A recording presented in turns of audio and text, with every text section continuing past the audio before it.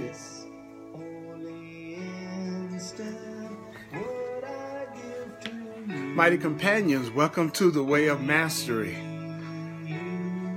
I'm Earl Purdy, and we're going to go deep this evening. This only instant. I always get excited every time I know that I'm going to have a chance to share the truth with you.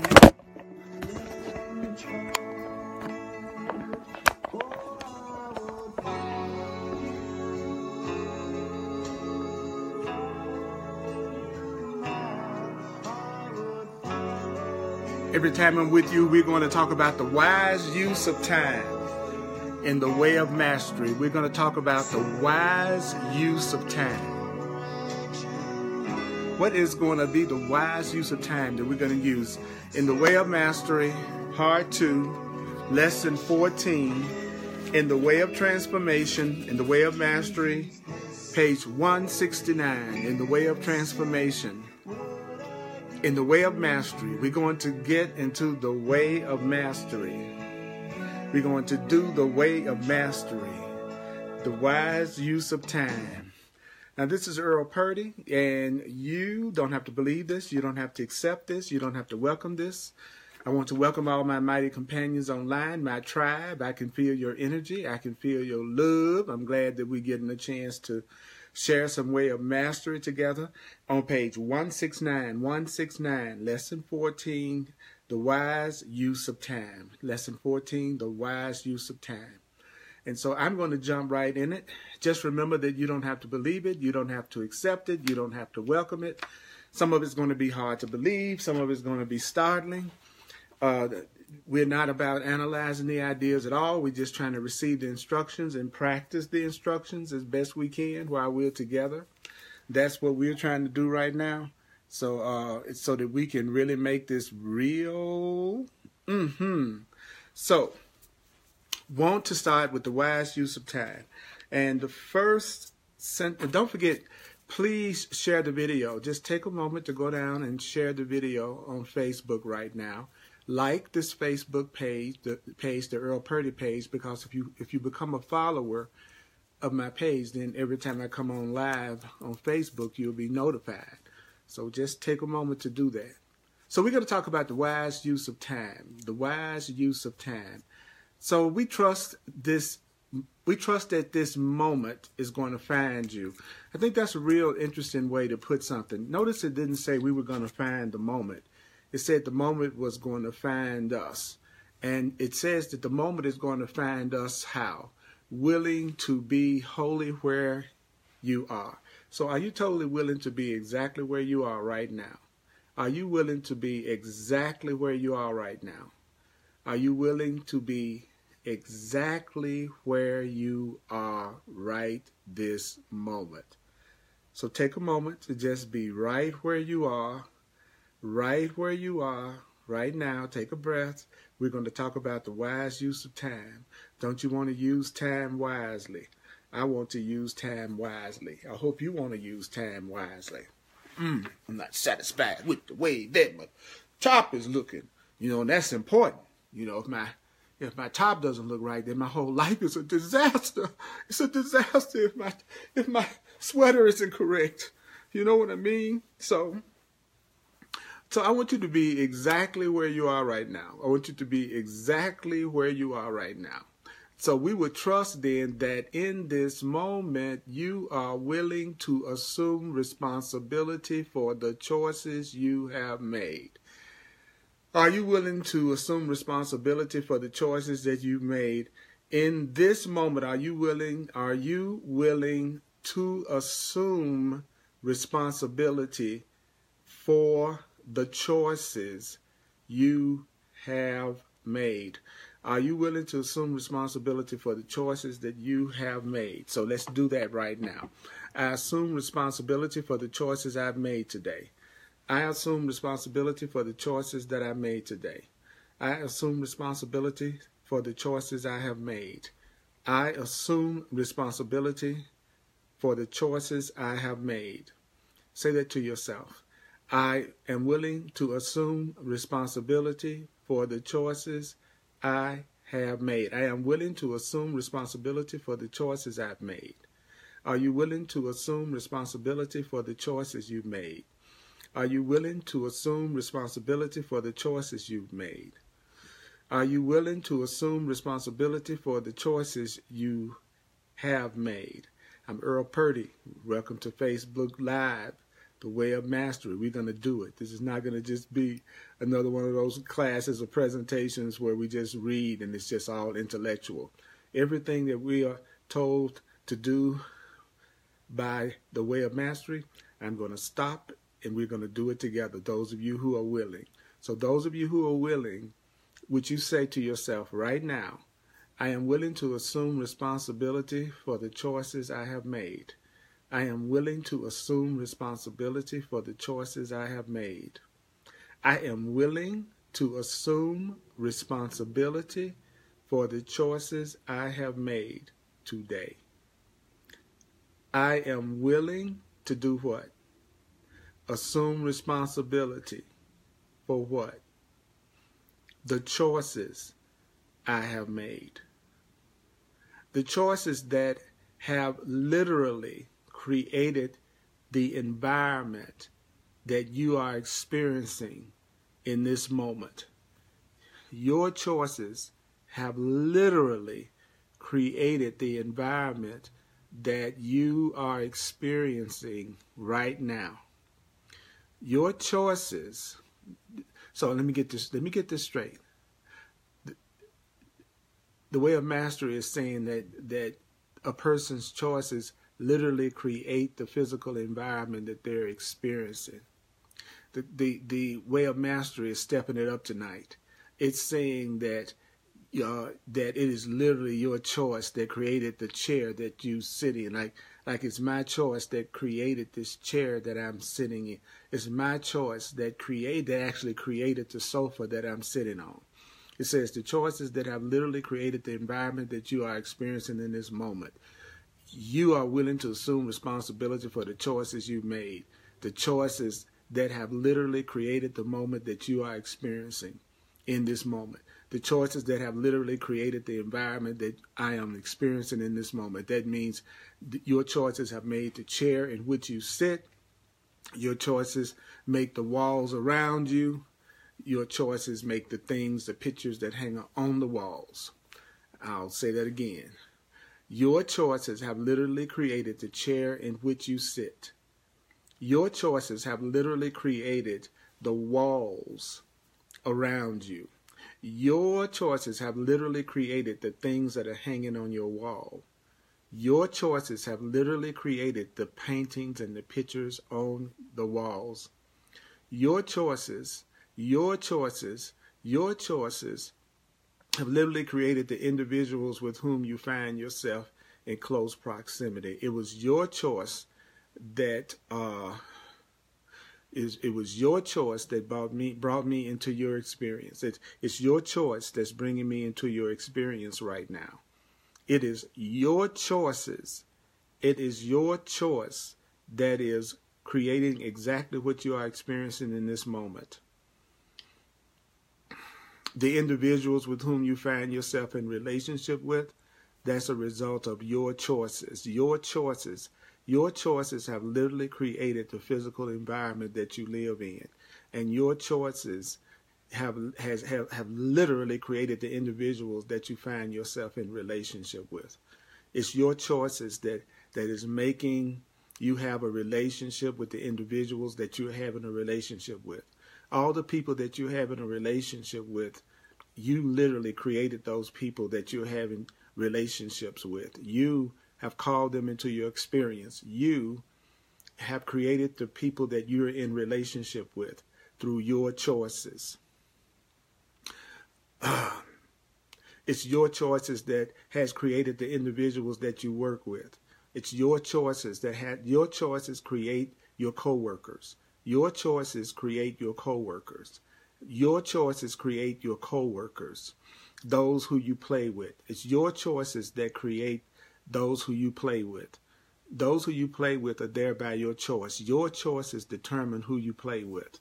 Your choices are determining who you're playing with. Your choices are determining who you are playing with. Your choices are determining who you work with. Your choices are determining who you're in relationship with. Your choices are determining the things that are hanging on the walls. Your choices are literally creating the wall that surrounds you. Your choices create the chair or sofa or the bed that you're laying on if you are right now. Your choices determine those who you share with. Your choices. Whose choices? Your choices. I'll say that one more time now. The choices that have literally created the environment that you are experiencing in this moment. The choices that have literally created the environment that you are experiencing in this moment, which is the chair in which you sit, the walls around you, the things that hang upon the walls, the individuals with whom you find yourself in close proximity, the individuals with whom you find yourself in relationship, the individuals with whom you work, those with whom you play, and those with whom you share. You are literally creating that environment, those people that you are experiencing. Okay. So we would trust that this moment finds you. There's a moment that's hunting for you. And the moment that hunted you down is this moment. We would trust that this moment finds you. And who are you? Who are you? Who are you? Who are you? Who are you? Who are you? Who are you? The holy child of God. You are the holy child of God. Holy means innocent. God is love. You are the innocent child of love. You are the innocent child of love. You are the innocent child of love. You are the innocent child of love. You are the innocent child of love. You are the innocent child of love. You are the innocent child of love. You are the holy child of God. And you are the holy child of God doing what? You are the holy child of God at play. You are the holy child of God at play in the kingdom of Christ, in the kingdom of love. Christ is love. Christ is the one self we all share. We all share one self. So we're playing in the kingdom of the one self. And you are the innocent child of love. And you are supposed to be playing, learning while you are playing, not learning while suffering. You are supposed to be learning at play. I don't know how to break it to the children of God here on earth. Alert, alert, all the children of God here on earth. Alert, alert. You are supposed to be at play. I don't know where all this, I just want to remind you, holy child of God. You are supposed to be learning lessons in love, learning lessons in joy, learning lessons in play. If not, if it ain't happening, you're not exactly enjoying yourself right now and you're feeling a lot of fear and upset right now. If not, at play, if you are aware within yourself, well, that's not quite the perspective from which I was beginning my reading of this lesson. I thought I was going to sit down and listen to Christ. I thought I was going to sit down and listen to Christ. I thought I was going to sit down and listen to Christ. If there be some element, some touch, or some trace within you of that perspective, then pause right now. If you thought you were just going to be listening right now, and that's all, Well, it's going to be a little bit more than that. And as you do so, I want you to abide with yourself right now. Just abide with yourself. Just feel yourself right now. Feel yourself. Take a breath. Take several breaths. Take several, because, it's a part of me that's always, nervous whenever I get ready to do my thing, whenever I get ready to speak. And I begin to understand that that's not me. That's my ego. That's the image that I've made up of myself. So right now, we need to take a breath and then go back to the 5-minute exercise of simply being the presence of Christ, which is being the presence of love. Just be the presence of love, be the presence of peace. Right now, just be the presence of peace. Right now, just be the presence of peace. Right now, just take a breath. Just relax and just be the presence of total fulfillment right now. Just be the presence of total fulfillment. That's what peace is. Peace is total fulfillment. So right now, just feel the peace in the presence of Christ, which is the presence of love. For well do we perceive that many of you have already forgotten that this 5-minute exercise of just being the Christ, the love, it even exists. And at the end of the 5 minutes, just simply remind yourself, what is it that you're going to remind yourself of at the end of 5 minutes?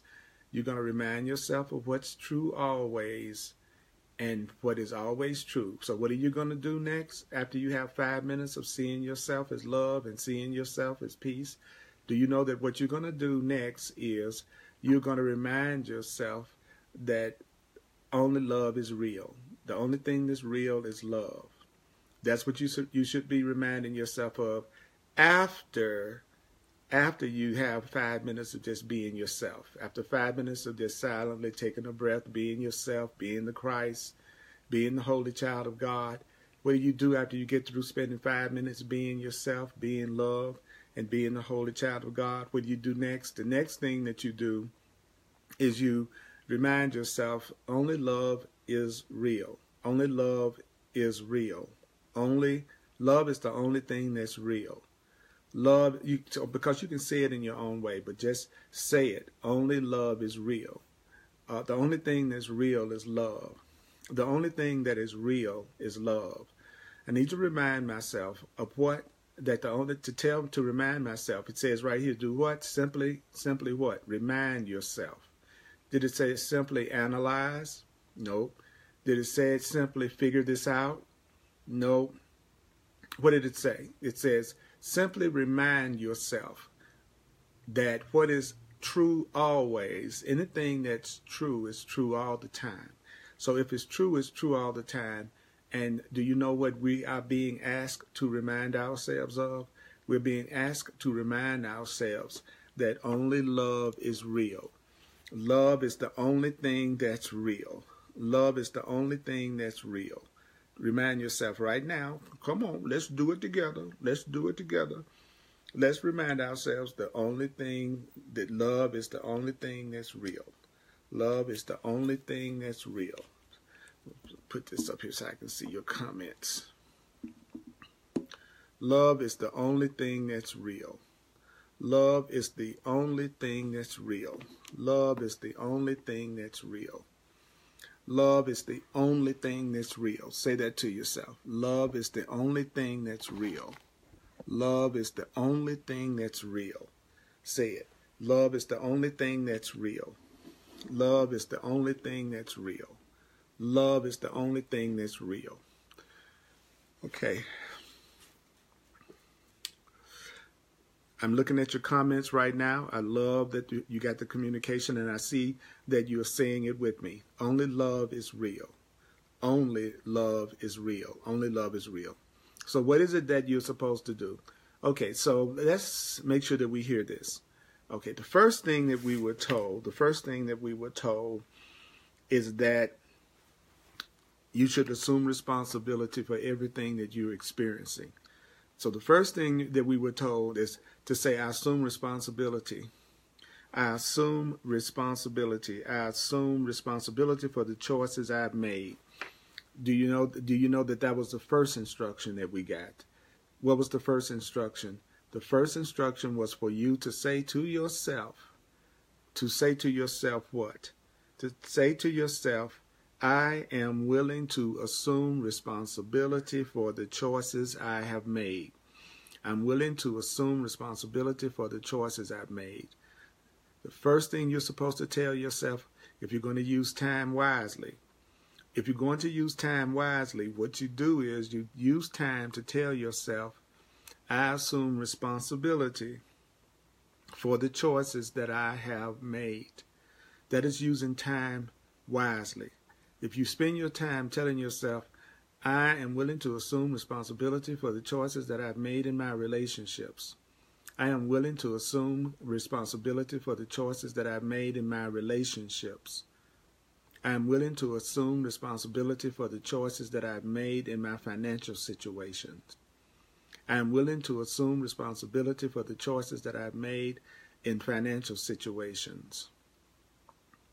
I am willing to assume responsibility for the choices that I've made in sexual situations.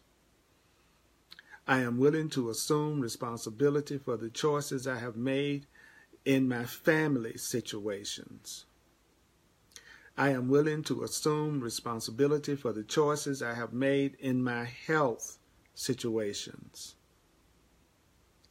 I am willing to assume responsibility for the choices I have made in my worldly situations. I am willing to assume responsibility for the choices that I've made in spiritual situations. So do you know that was the first thing? If you notice I'm not speeding. No, I'm not going to speed. I refuse to make this another class. That's just mental entertainment. I'm not interested in this class being mental entertainment. I want to join with you, my mighty companions, so that we can experience doing what this is saying. The universe doesn't care about your opinions. The universe doesn't care about my opinions. So the first thing that we want to do is we want to tell ourselves that I assume responsibility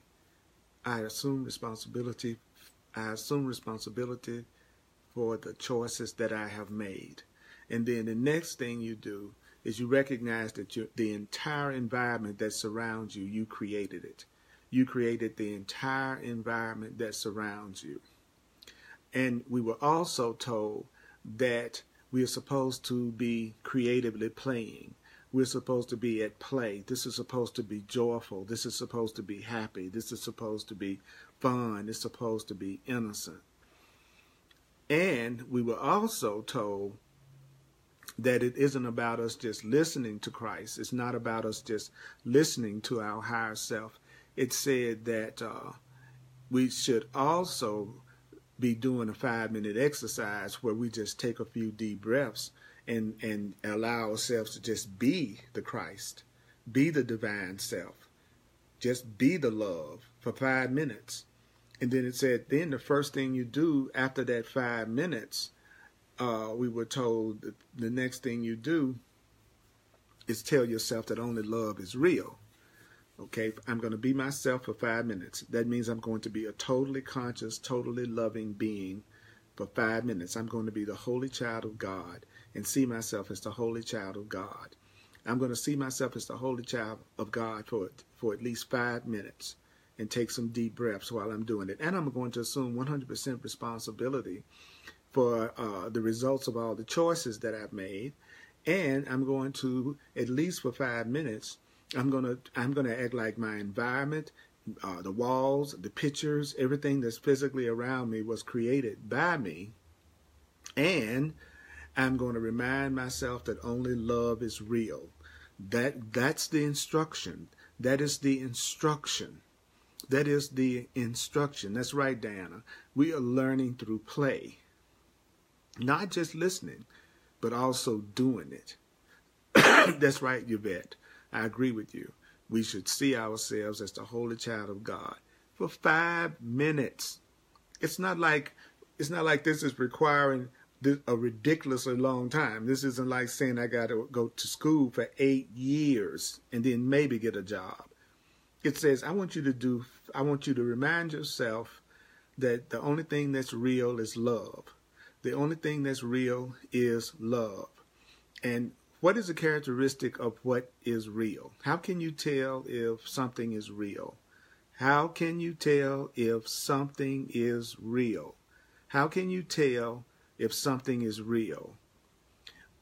Well, I'm going to tell you right now from the way of mastery. What is real cannot be threatened. If you have a real relationship, it cannot be threatened. If you have real health, happiness, joy, peace, abundance, it cannot be threatened. Rule number 1, nothing that is real can be threatened. Nothing that is real can be threatened. What is real cannot be threatened by what does not truly exist. If something doesn't truly exist, then it can't threaten anything real. So that means in each moment in which your perceptions are less than flowing, if you have any moment that your perceptions are not flowing from the remembering of who you are, you have been in unreality. I'll say it again. In each moment in which your perceptions are less than flowing from the remembrance of who you are, in other words, all of your perceptions should be coming from the remembrance of who you are. Everything you see and experience should be coming from the remembrance of who you are. Let the remembrance of who you are create everything you see. Let your remembering who you are create everything you see. Let everything you see come from the remembering of who you are. And who are you? You are the holy child of God. You are the innocent child of love. Everything that you see, everything that you think, everything that you feel should be coming from remembering that you are a child of love. You are a loved child. You are a loved child. You are a holy child of God. Everything that you do should be coming from the awareness that you are an innocent child of God. And if you are not seeing things that reflect that, you have been in unreality. Do you know that it's time for us to get out of the unreal? It's time to leave the unreal. It's time to let go of the unreal now. It's time to let go of what's not true. It's time to let go of what's not real now. It is time to let go of what's not real now. Do you know that? Do you know that? Do you know that? Do you know that it is time to let go of what is not real now? It's time to let go of what's not real now. When you notice this, when you notice that you're having perceptions that don't come from peace, when you notice that you're not having peaceful perceptions, take the time and use time constructively. How do you use time constructively? Whenever you're upset, which means that nothing that you are seeing is coming from the truth in you, what should you do? Well, first of all, you should make the decision that you're going to constructively use this time. I'm upset. I'm not seeing things correctly. I'm not seeing things in a loving way, which means that nothing that I'm looking at is coming from the remembrance that I'm the holy child of God. Nothing that I'm looking at is coming from me remembering that I am the one who created it and that I created it. And so I've forgotten that. And so I'm all upset and I'm feeling and acting like a victim. It says, when you notice this, take the time and use it constructively. So how do you use time beneficially? By returning to the truth. That's very simple. Okay, here we go. If you're having a moment that you're seeing things and it's coming from a place that's less than love, you're PO'd, you're upset, really upset. Whenever that happens, then that means that you are in unreality. That's how you can tell when you're in unreality. How can you tell when you are in unreality? You can tell when you're in unreality, because when you're in unreality, you will be having perceptions that are not flowing from love and peace and joy and happiness. When you have perceptions that are not rooted in love and peace and joy and happiness, do you know that when you have perceptions that are not rooted in love and peace and joy and happiness, you are being unreal. You are in an unreal state. So when you notice that you are being unreal, how can I tell when I'm being unreal? When I'm being unreal, my perceptions are less than flowing from the remembrance of who I am. I've forgotten that I'm the innocent child of God. So when I'm experiencing something that shows that I've forgotten I'm the innocent child of God, which means I'm in unreality, I need to take the time and use time constructively. And you use time constructively by using time to return back to the truth. So what is the truth? The truth is that I am the holy child of God. The truth is I am the holy child of God. When it says, just take a moment to return to the truth, it's as simple as that. It's as simple as going, oh, I forgot. I'm the innocent child of God. Oh, I forgot. I'm the innocent child of love. Oh, I forgot that I am love. I forgot that I am God's child. That's why I am angry. I'm never upset for the reason I think. I'm really upset because I've forgotten that I'm God's child. I think I'm upset because of what that person did or what that situation is, but that's not really what I'm upset about. What I'm really upset about is I've forgotten that I'm the holy child of God. I've forgotten that I'm responsible for the choices that I made. I've forgotten that only love is real. I need to return back to the truth. And when you return back to the truth, that's when you're using time constructively. That's how you can tell when you're using time constructively.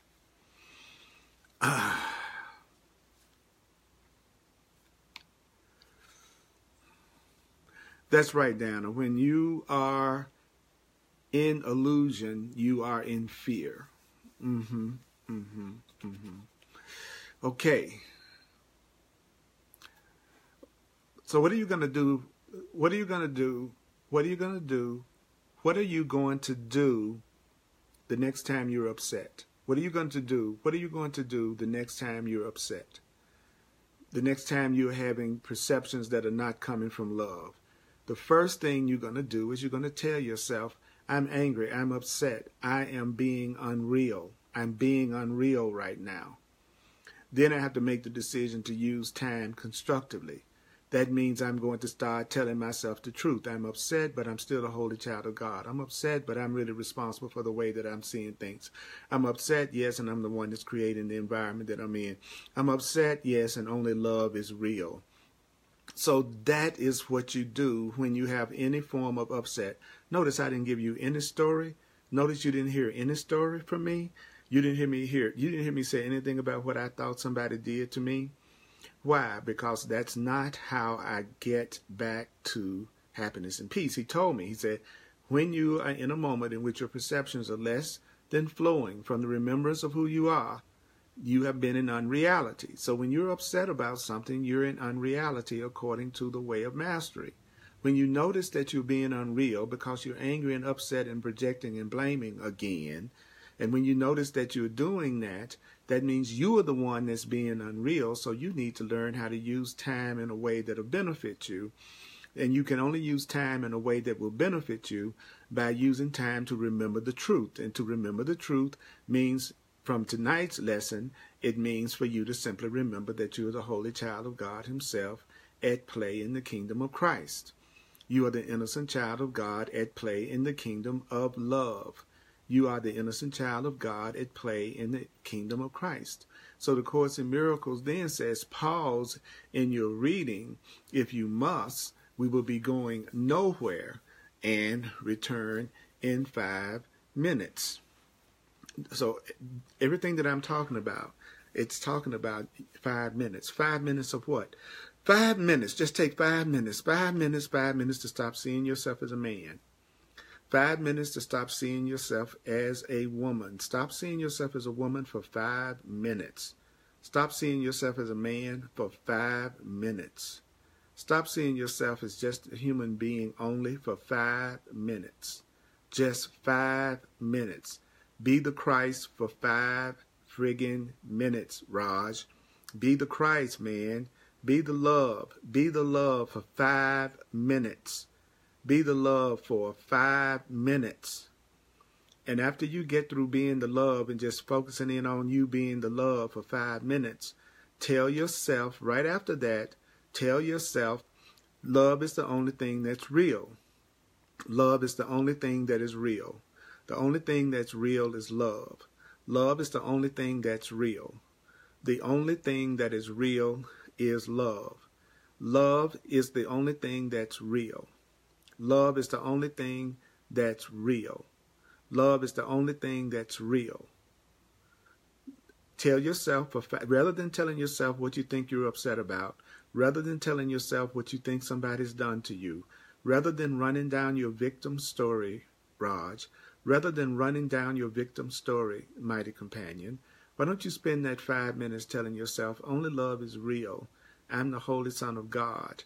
I assume responsibility for the choices, for the results of the choices I've made.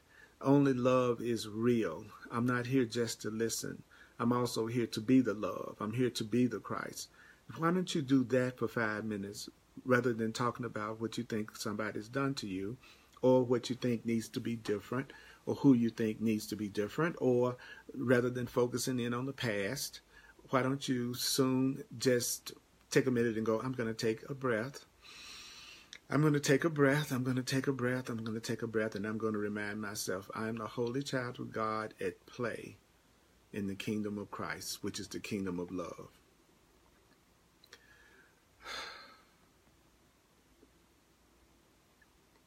The way of transformation is simple. The way of transformation is simple. The way to do transformation is simple. The way to do transformation is simple.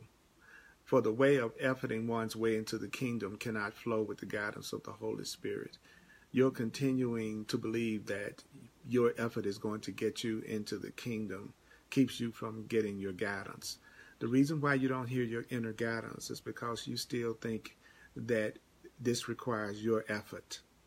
The reason why you can't hear the guidance of God, the reason why you can't hear the guidance of the Holy Spirit is because you still want to do the way of efforting. The way of the kingdom, the way of love, the way of God does not require effort. The way of love does not require effort. The way of transformation is simple because it doesn't require effort. The way of transformation is easy because it doesn't require effort. The way of efforting one's way into love cannot flow with the guidance of the higher self. The guidance of the higher self would never be telling you ultimately that it's going to be your efforts that's going to get you to love in reality. You are not capable of bringing yourself to the level of love that God wants you to have. You are not capable of giving yourself the level of love that God wants you to have. You are not capable of giving yourself the level of love that the Creator wants you to have. You are not capable of giving yourself the level of love that love wants you to have. For where there is effort, wherever there is effort, do you know that wherever there is effort, there is a separate will? So the separate will, the will that's different from the will of God, the will that's different from the will of love, the separate will is the ego. So another term for the ego is the effort. Effort and ego are synonymous, and the effort and ego are synonymous in the way of mastery. When you say that you are going to have to put forth your effort, you are talking about your ego has to put forth its effort. Putting forth your effort is just putting forth your ego. Where there is effort, there is a separate will called the ego that believes itself to be and would love to convince you of this. Small, powerless, and knows that it is pervaded by fear. Let's hear that again. Where there is effort, there is a separate will called the ego that believes itself to be and would love to convince you of this. Small, powerless, and knows that it is pervaded by fear. Okay, how can you tell when you are efforting? Whenever you are efforting, you will feel afraid. Whenever you are efforting, you will feel afraid. You will feel unhappy. You will feel upset. When you're efforting, you will feel what you think of as lack. When you are efforting, when you're using your effort separate from the guidance of the Holy Spirit, separate from the guidance of God, separate from the guidance of love, when you try to do anything separate from love, then you will have to put forth a lot of effort. It will seem like you're putting forth a lot of effort when it's something that you're doing on your own. Anything that you're doing on your own is something that you think takes a lot of effort. Anything that you're doing on your own is the thing that you think takes a lot of effort. Love requires no effort. There it is right there in the paragraph. What does love require?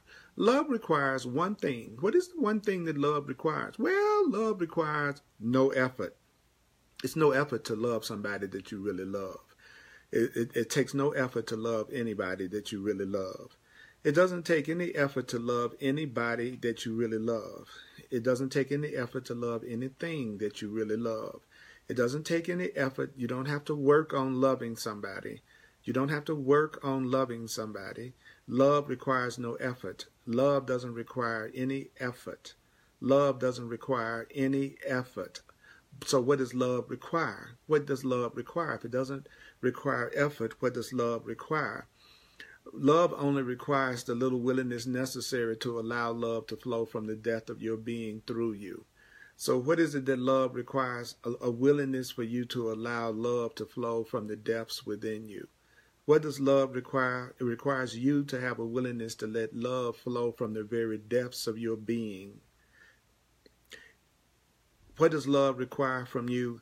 A willingness, a little willingness on your part to allow love to flow out from the very depths of your being. So love doesn't require any effort. What love requires is a little willingness.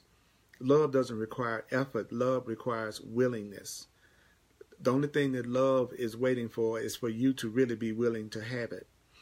The only thing that love is waiting for is for you to really have the willingness to receive it.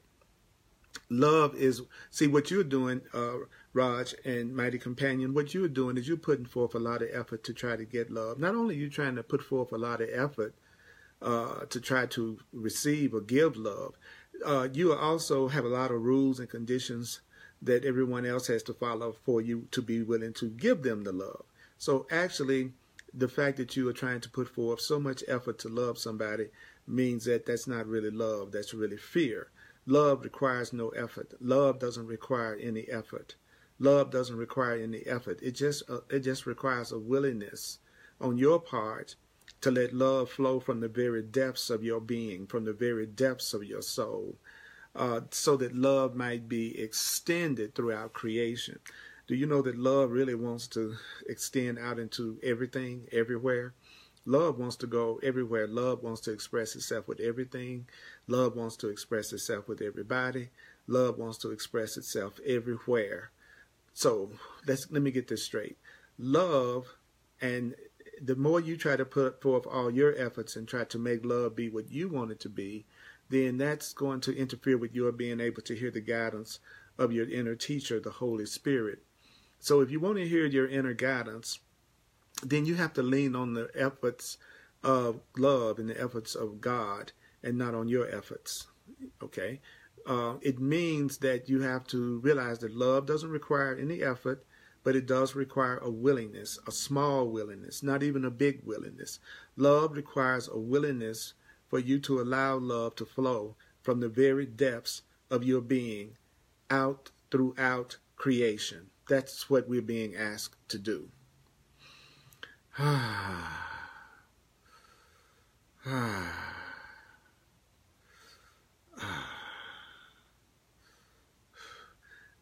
No, it doesn't mean that you have to quit your job. It doesn't mean that you have to quit your job to allow yourself to transform. It doesn't mean you have to quit your job. The way of transformation requires only that you extend to yourself the willingness necessary to put into practice using time differently. So what is it that the way of transformation requires? It just means that you're finally willing to do what you're being told. The way of transformation requires that you be willing to do what you're being told by the way of mastery. The way of transformation requires that you extend to yourself the willingness necessary to put this into practice. The way of transformation requires that you put this into practice. It doesn't require that you figure this out. The way of transformation doesn't require that you figure this out. The way of transformation requires that you're willing to put into practice the steps that you're hearing. What steps? Okay, I'll tell you what steps.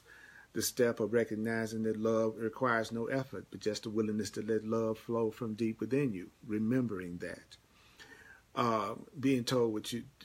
Remembering that the true way doesn't require your effort. It requires the guidance of the Holy Spirit. What it's required of you to remember that every time you're having a perception that upsets you, it means that you've forgotten who you really are, and you've forgotten that you're the innocent child of God.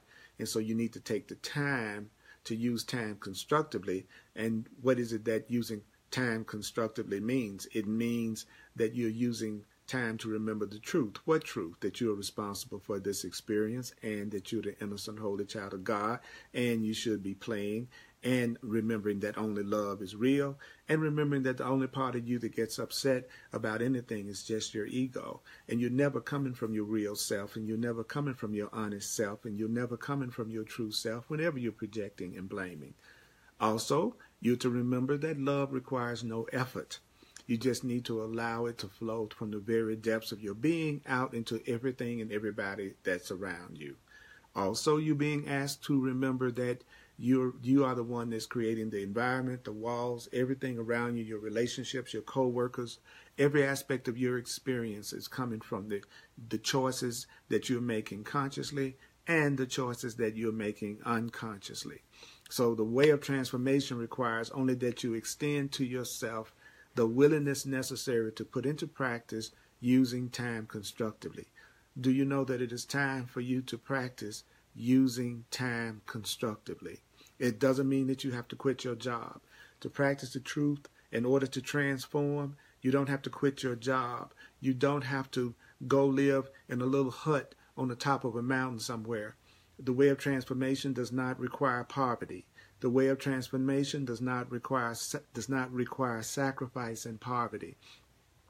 The way of transformation does not require poverty. The way of transformation does not require that you be poor. The way of transformation does not require that you be poor. It's also not, the way of transformation does not require that you quit your job. The way of transformation does not require that you leave a relationship that you're not ready to leave. The way of transformation doesn't require you doing anything that you don't want to do. Because the way of transformation requires you to make the decision that you're going to be the one that put the steps into practice. And so you would not necessarily use time differently if you still thought you had to quit your job or you had to go be in a hut on the top of a mountain. What does the way of transformation really require? The way of transformation does require that you begin with what? You got to begin with a simple recognition. The way of transformation requires a simple, not a complex, recognition.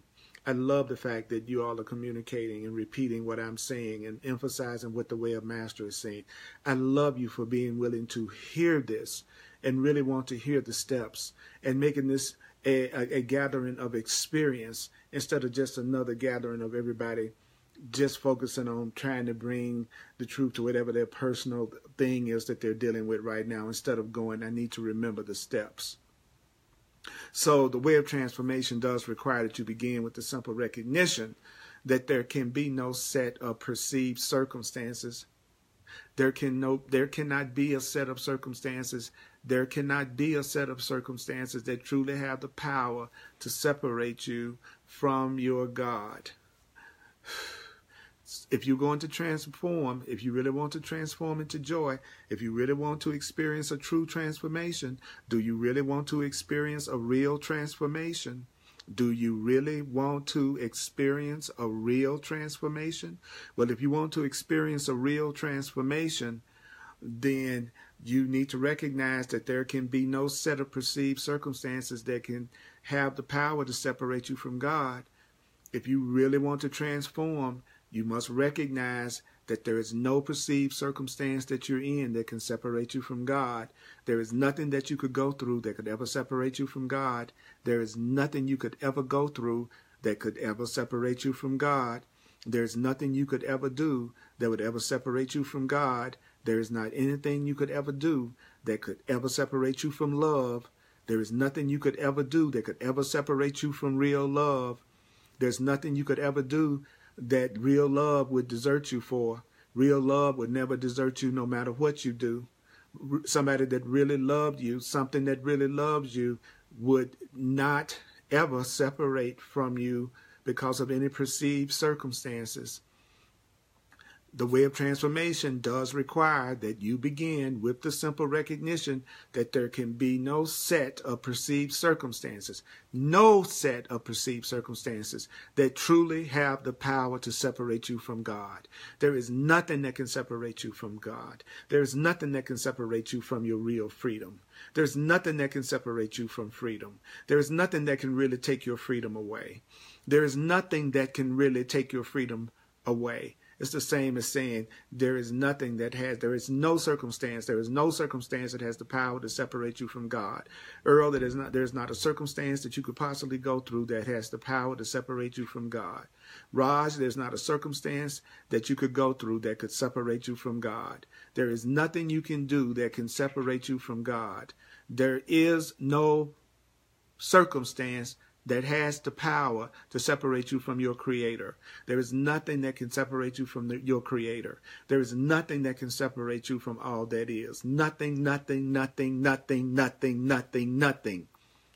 I don't care what you come up with. I don't care how many examples you give me. I don't care how many things you point out that's going on in the world that seems like it's an atrocity. There is nothing, nothing, nothing, nothing, not a thing, not a thing, not a thing that can separate you from God. There's not a thing that can separate you from love. That is where the way of transformation really starts. The way of transformation starts with the simple recognition that there can be no set of perceived circumstances that truly have the power to separate you from God. Nothing, nothing. No set of circumstances can separate you from God. No set of relationships can separate you from God. Not the weather, not the amount of money that you are allowing yourself to receive for the expenditure of your time. There is nothing in the world that has the power to separate you from your God. There is nothing in the world that has the power to separate you from your God. There is nothing in the world that has the power to separate you from your God. No set of circumstances, no relationships, no weather, no amount of money. Nothing in the world has the power to separate you from love. Nothing in the world has the power to separate you from love. Nothing in the world has the power to separate me from God. There's nothing in the world that has the power to separate me from God. Say that to yourself. There's nothing in the world that has the power to separate me from God. There's nothing in the world that has the power to separate me from God. There is nothing in the world that has the power to separate me from God. There is nothing in the world that has the power to separate you from God. There is nothing in the world that has the power to separate you from love. There is nothing in the world, no thing, no thing, no thing, no thing, no thing, not a thing in the world that has the power to separate you from God. Nothing has the power to separate you from your God. So what is that saying? Well, it's saying that you are the one who holds dominion over all things. So who is it that has dominion over all things? You. Now, I'm not talking about your ego, body, mind, human self with the Social Security card. I'm not talking about that one. That one doesn't hold dominion over anything.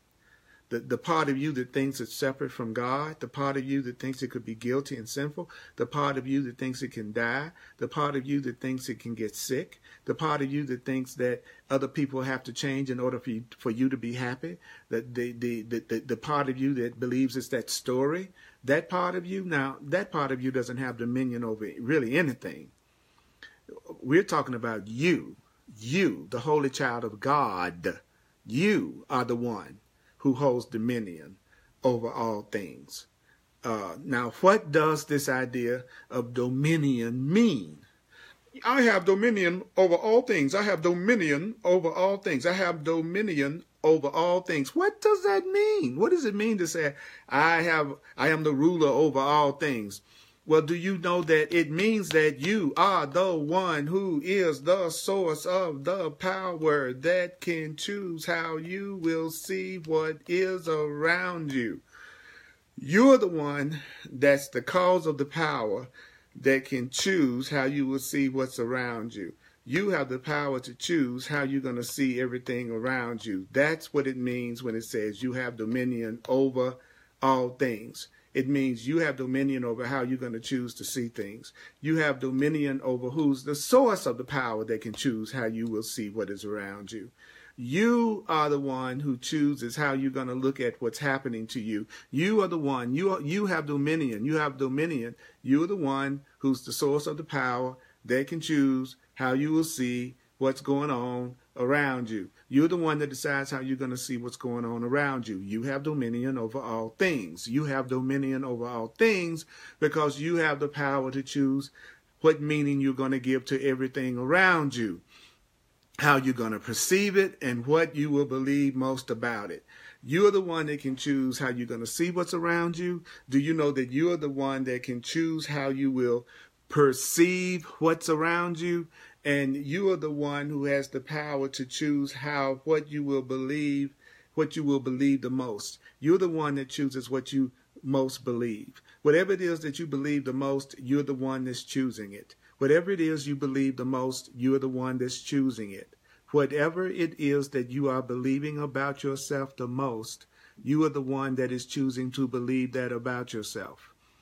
No matter what you believe about yourself the most, you have dominion. You have dominion over it. So you have a choice about whether or not you're going to keep on feeding that belief. You have dominion over all things. You are the one. You are the one. The one with what? You are the one with the power. You are the one with the power. You are the one with the power. You have the power. What kind of power? You have the power to penetrate. You have a penetrating power. I have a penetrating power. I have the ability to penetrate. I have the ability to penetrate. You have the ability to penetrate. You have the power to penetrate. You have the penetration power. You have the penetration power. You have penetration power. What is it that you should be penetrating? You should be penetrating the illusory veil of this world. You should be penetrating the false ideas of this world. You should be seeing through the false ideas of this world. What is the main false idea of this world? The main false idea of this world is that it's somebody else's fault. The main false illusion in this world is that you are separate from God. You are separate from love.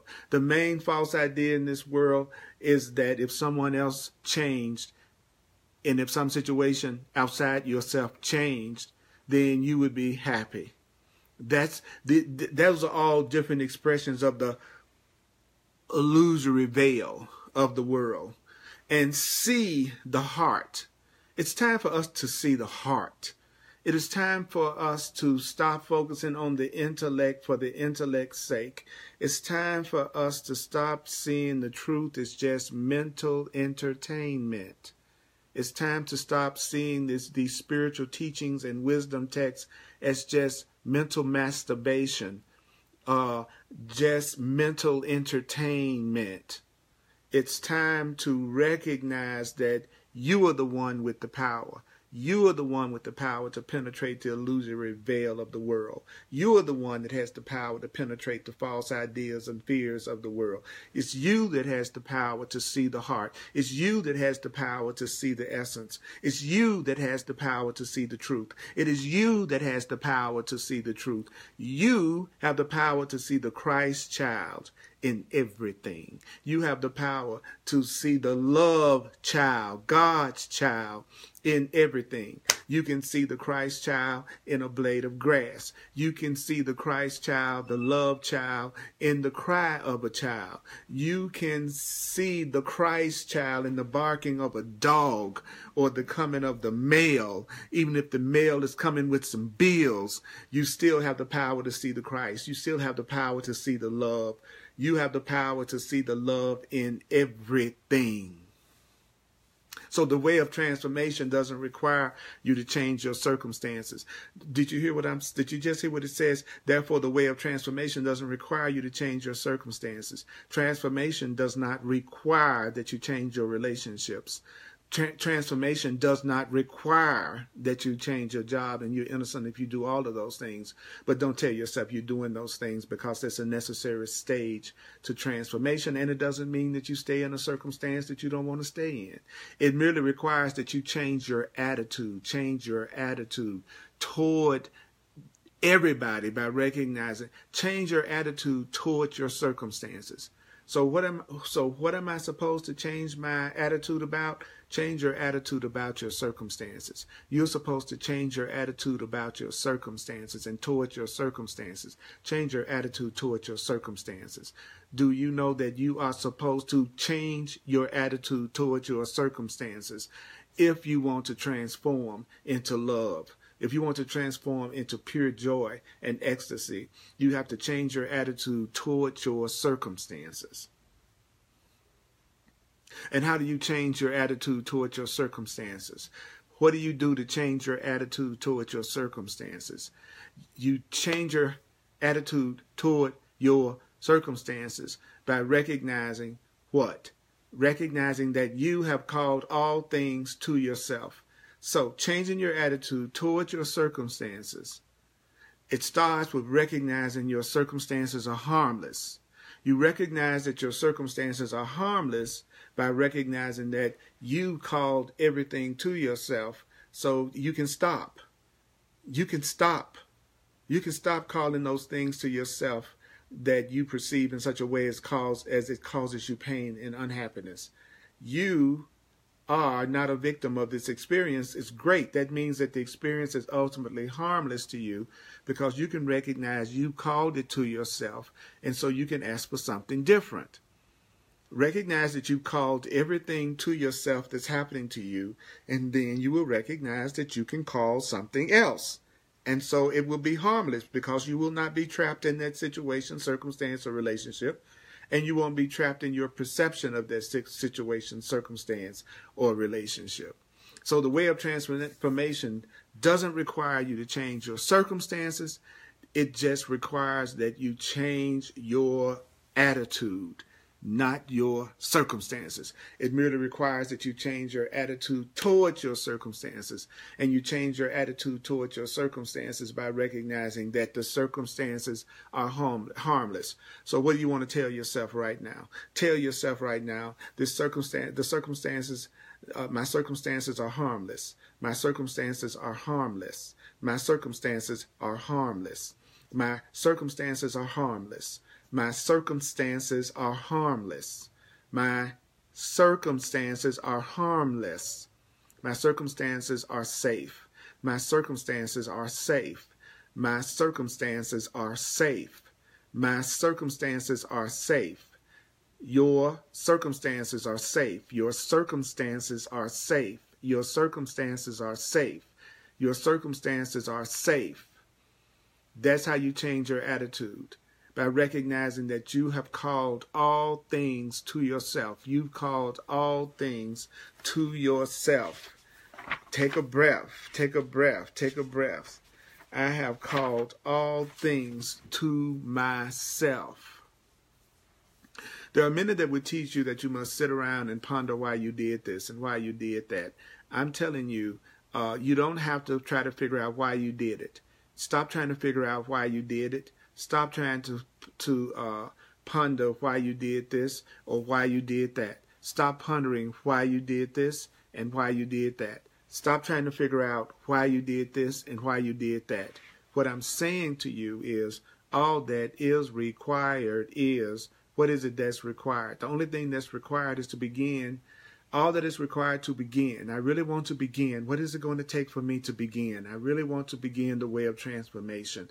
What is it going to take for a person to begin the way of transformation? It's going to come from the willingness to accept that in the great mystery of consciousness, you've got to accept that in the great mystery of consciousness, you are the power. The way of transformation requires you be willing to accept that you are the power. Don't spend your time trying to sit around pondering why you did this or why you did that. That's a trick. Stop focusing in on why you did this and why you did that. Stop focusing on why someone else did this and why someone else did that. What you want to do in order to really have the transformation is to accept the great mystery of consciousness. And do you know what the great mystery of consciousness is? The great mystery of consciousness is you recognizing that you are the power. You are the source for all that you think. You are the cause of what you think. You are the cause of what you think. You are the cause of what you think. You are the cause of what you think. You are the cause of all that you see. It's because it's you that's giving it the meaning. You are the cause of all that you see because you are giving all that you see the meaning.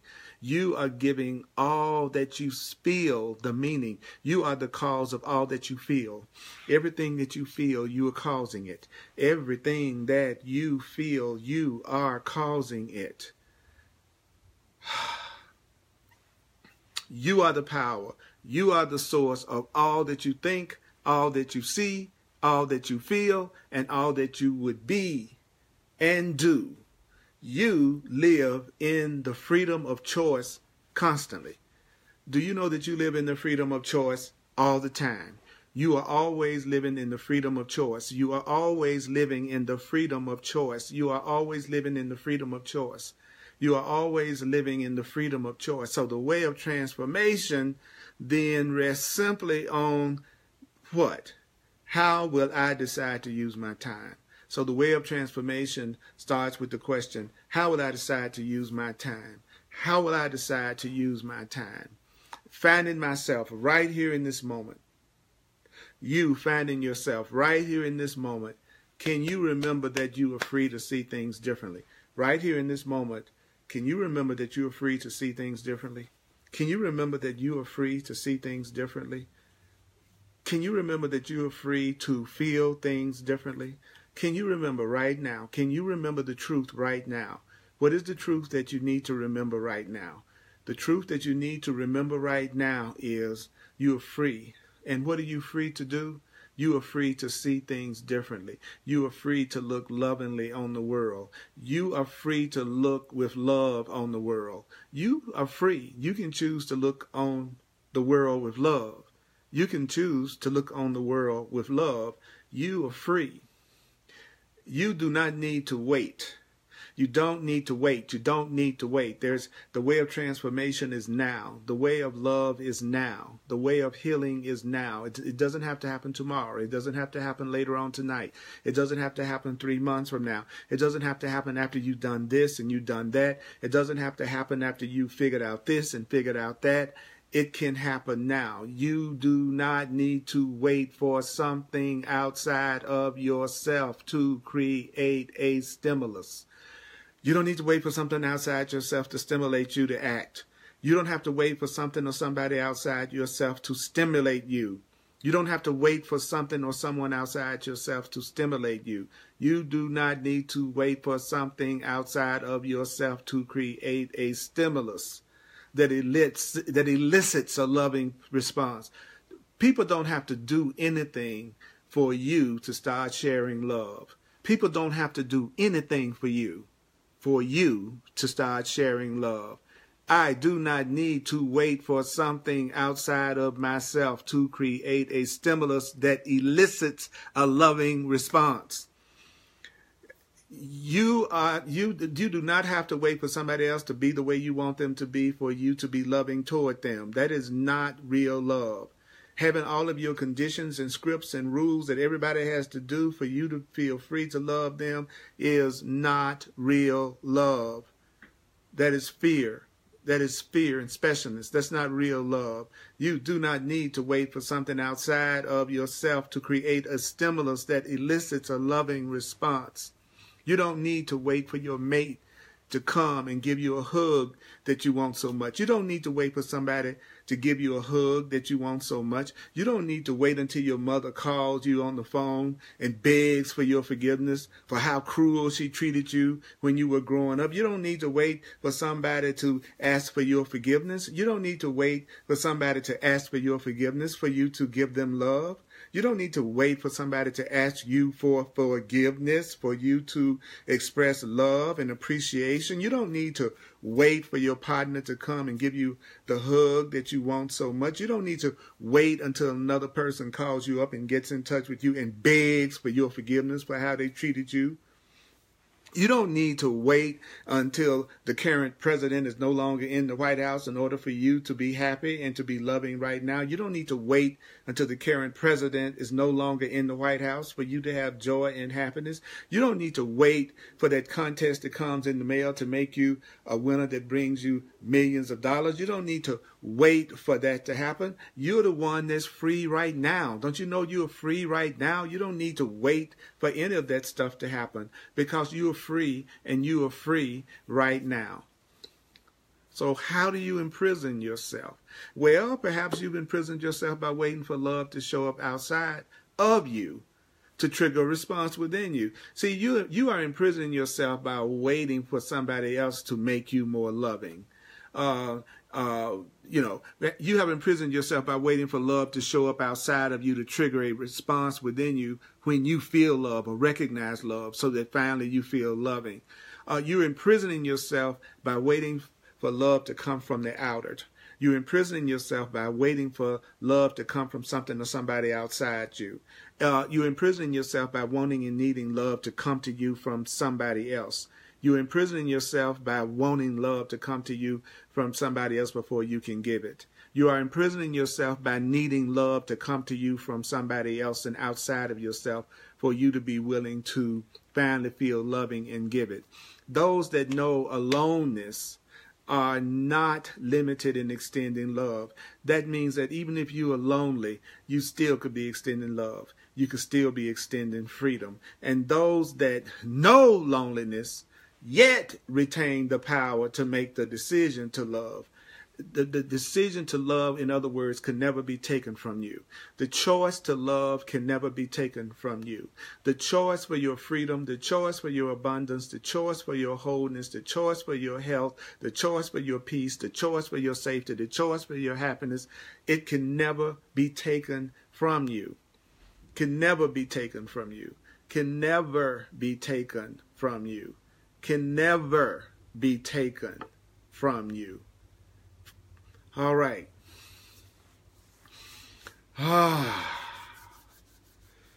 So we're going to wrap this up in just a minute, and there's a little exercise in a realization and an experimental thing that we're going to do.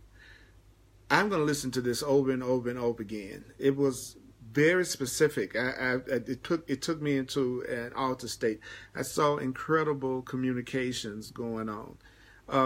So thank you for tuning in to The Way of Mastery. I'm Earl Purdy. I'm a teacher of love. And if you would like to make a financial please make a financial expression of appreciation. Please make a financial expression of appreciation. Thank you. Thank you. Thank you. And you can go to www.earlpurdy.com. It says, ask and it shall be given. I want to invite you to a workshop called Share the Love that C.J. Carla Jean Adams and I are doing on May 12th, 2018. It is an evolutionary relationship workshop rooted in the truth and the Course and other wisdom teachings and brand new material that's come through that's unlike anything that I've ever experienced in all the 40 years of doing workshops and teaching. It's going to be online and in person here in Denver. go to my website, earlpurdy.com, and you can get the details about this workshop. And you can also go to cjadams.com and get the details about the workshop and also register for the workshop. We're getting a wonderful response. So share the love. It is a totally different kind of relationship workshop, and it covers all types. I'm available for one-on-one sessions called Clarity Sessions. Go to my website and you can find out about this powerful healing service that I offer. I'm here to be truly helpful. Spread the word. Share these videos on Facebook Live. Share these videos, please. It's time for all parts of us to hear the loving truth about ourselves. On Thursdays at 7 p.m. Mountain Time, I do Hardcore Course in Miracles. Sundays at 1 p.m. Mountain Time, I do a Course in Miracles. And Tuesdays, 7 p.m. Mountain Time, The Way of Mastery. Go to www.facebook.com/Earl Purdy Live. And you can watch these live broadcasts whether you're a member of Facebook or not. It's important for me to take the time to do this because it's about sharing what you have to offer. And that's what I'm doing. Okay, so here we go. Here is a simple exercise. And I want to take the time to thank CJ Carla Jean Adams and praise her and let her know how much I love her and appreciate this holy relationship and your support and the love that we all share, and that our love is an inclusive love that includes everyone. I don't do exclusive love, and neither does Carla. Okay. Here is a simple exercise that we wish to give you. When next you find yourself alone and perhaps feeling a little lonely, okay? When you find yourself, thank you, Diana, for sharing that about the clarity sessions. When you find yourself alone and you find yourself feeling a little lonely, and when you notice that the mind is swimming with thoughts, you're feeling lonely, you feel alone, your mind is spinning with ego thoughts. The next time you feel lonely, the next time you feel lonely, the next time you feel alone, the next time your mind is spinning with thoughts, and you're feeling perhaps that, you feel just a little weak, let's say you're feeling a little out of sorts, pick up your telephone book, take 3 deep breaths, and with each breath say to yourself, in reality, I remain as I am created to be. I am the holy child of God. Let's say it again. Whenever you are feeling lonely, whenever you're feeling alone, whenever your mind is spinning with thoughts, whenever you're feeling a little weak, whenever you're feeling a little out of sorts, pick up your telephone book, take 3 deep breaths, and with each breath say to yourself, in reality, I remain as God created me. I am the holy child of God. In reality, I remain as God created me. I am the holy child of God. And then open the phone book or contact list. Place your hand on one of the names or numbers. Just feel your way to a specific name or number. You're going to know the feeling. Then just for the fun of it, call that person. When that person answers the phone, just say, I'm not trying to sell you anything. I just need 15 seconds of your time. And you could also do this in messages and texts. I know you've never met me, but I was just sitting in my chair remembering that the truth is true always. And I'm calling you, or I'm contacting you, or I'm texting you, or I'm emailing you to remind you that you're loved by God. You've never failed. Imagine saying this to a stranger. You've never done anything wrong. You remain pure and innocent. Even now, I just wanted to give my blessings to you. Have a nice day. Goodbye. Because you see, the world in which you live just has one purpose, and it's the same purpose that all dimensions of creation have. This world has one purpose, that you be the extension. You have one purpose, that you be the extension of God's love, that you be divine love right here, because that's what creation is. Creation is extending love from one world, from another world, to all dimensions. The purpose of this place is to extend love. The purpose of this place is to extend freedom. The purpose of this place is to extend love.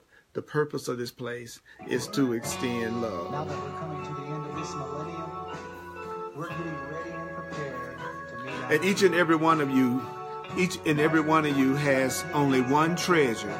You only have one treasure, and it's not your child. That treasure is not your spouse. That treasure is not the new car in the garage. Your treasure is your reality. Your treasure is your reality as the unlimited, holy, and only begotten child of God. Your treasure. Do you know that your treasure is your reality as the unlimited, holy, and only begotten child of God? You are a field of consciousness. Do you know that you are a field of consciousness through which the Father, God, would extend God's self? You are the unlimited, innocent, and only begotten Son of God. That's what you are. You are the unlimited, innocent, holy child of God.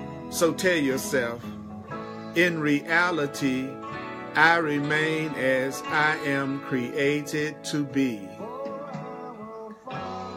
In reality, I remain as I am created to be. Say that with me. In reality, I remain as I am created to be. In reality, I remain as I am created to be. I am the holy child of God. Say that with me. I am the holy child of God. Breathe. I am the holy child of God. I am the innocent child of love. I am the innocent child of God. In reality, I remain as I am created to be. I am the holy child of God. In reality, I remain as I am created to be. I am the holy child of God. I am the innocent child of love. You remain as you were created to be. You are the innocent child of love. That's who you are. That's who you are. Listen to this over and over again. I love you. I love you, mighty companions. The incredible level of communication, letting the material channel through me.